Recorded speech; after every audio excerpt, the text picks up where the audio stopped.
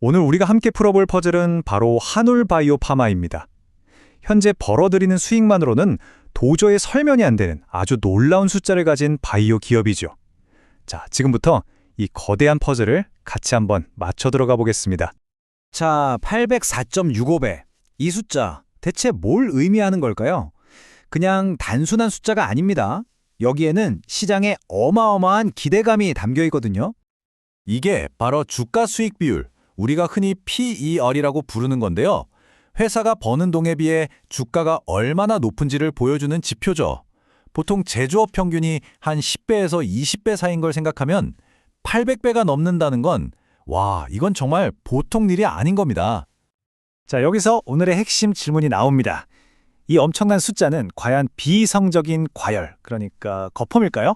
아니면 미래를 뒤바꿀 혁신에 대한 시장의 강력한 믿음, 그 돌파구의 증거일까요?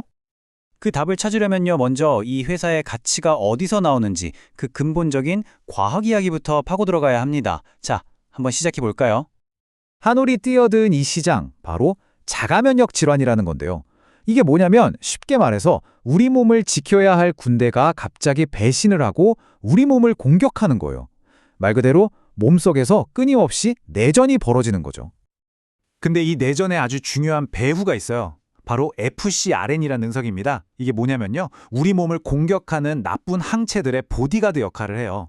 원래는 사라져야 할 공격수들을 오히려 보호해서 계속 살아남게 하고 우리 몸을 공격하도록 돕는 거죠.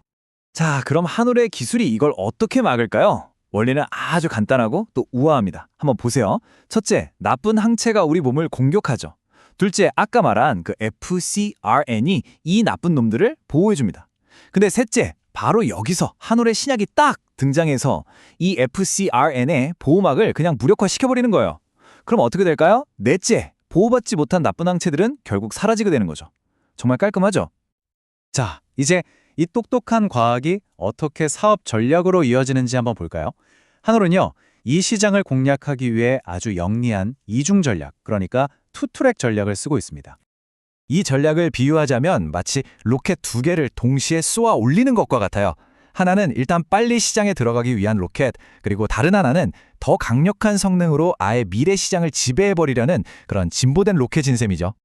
그 두 로켓의 이름이 바로 바토클리맙과 H161ANS입니다. 1세대인 바토클리맙은 편의성에 초점을 맞춰서 시장에 먼저 깃발을 꽂는 역할을 하고요.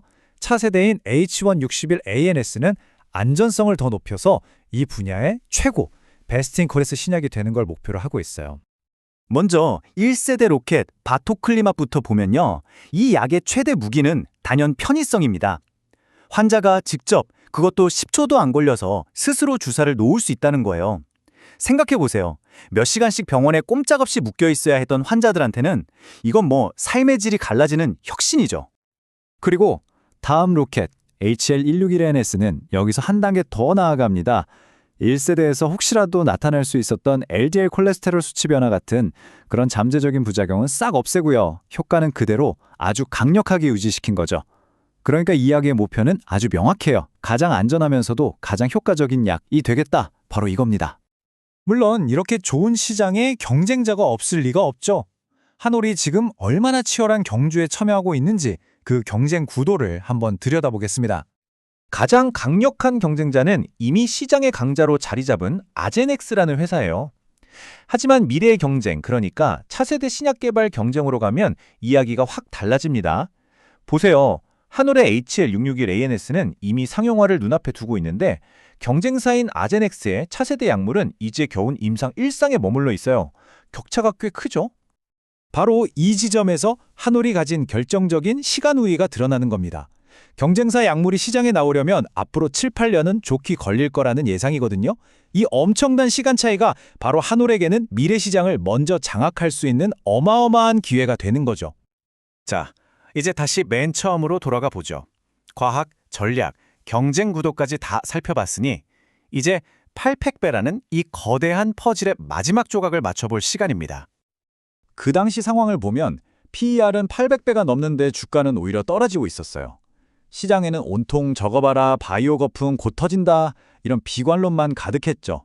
바로 이 지점이 정말 중요합니다.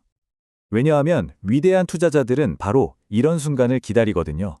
모두가 두려워서 도망칠 때 그들은 이걸 위험 신호가 아니라 아, 드디어 살 기회가 왔구나 하고 생각하는 거죠. 그러니까 핵심 투자 전략은 사실 아주 단순합니다. 단기적인 주가 움직임이나 시장의 시끄러운 소음, 이런 거에 일희일비하지 않는 거예요. 대신에 이 회사가 가진 근본적인 기술력, 그리고 앞으로 나올 신약들의 잠재력, 즉 본질적인 가치에만 오롯이 집중하는 거죠. 그리고 그 잠재력은 이 로드맵에 아주 구체적으로 나와 있습니다. 2025년 하반기부터 시작해서 2027년까지 정말 중요한 임상 결과 발표들이 쭉 예정되어 있잖아요.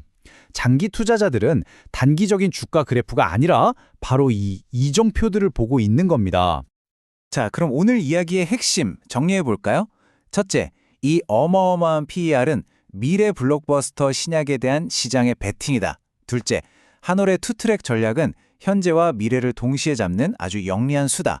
셋째, 경쟁사보다 몇 년이나 앞서 있다는 이 시간적 우위는 정말 강력한 무기다. 그리고 마지막으로 이 모든 건 결국 시장의 공포를 이겨내는 과학과 인내심에 대한 믿음에 관한 이야기라는 겁니다. 그래서 마지막으로 이런 질문을 한번 던져보고 싶네요. 모두가 초단타, 빠른 수익에만 목을 매는 이런 세상에서 어쩌면 가장 큰 경쟁력은 그냥 묵묵하게 긴 호흡으로 자신의 길을 가는 그런 인내심이 아닐까요?